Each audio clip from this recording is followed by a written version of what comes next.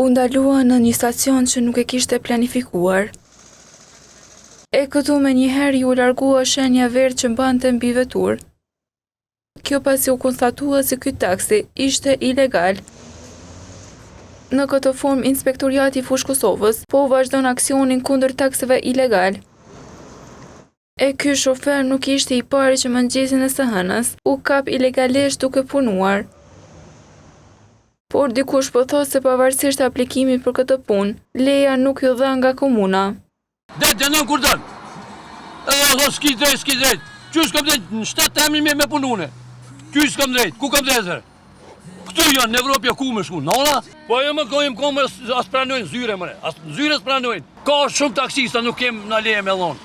Por për të fituar këtë të drejtë, sipas Inspektoriatit të Fushë Kosovës, duhet të plotësohen disa kritere. I pari prej tyre të jetë banor i Fushë Kosovës.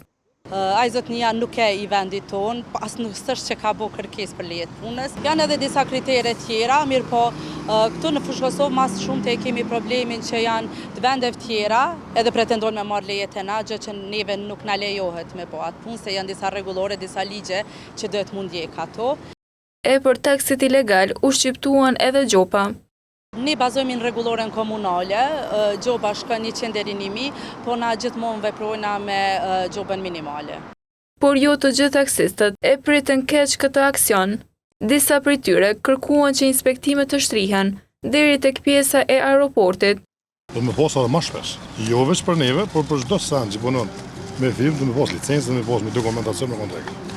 Po këta është mi marrë edhe pak në aeroport, atje më na inspektu pak se kem shumë ilegal sa që punoj. Ndryshe në komunën e Fushë Kosovës, aktualisht veprojnë afro 70 taksi të licencuara.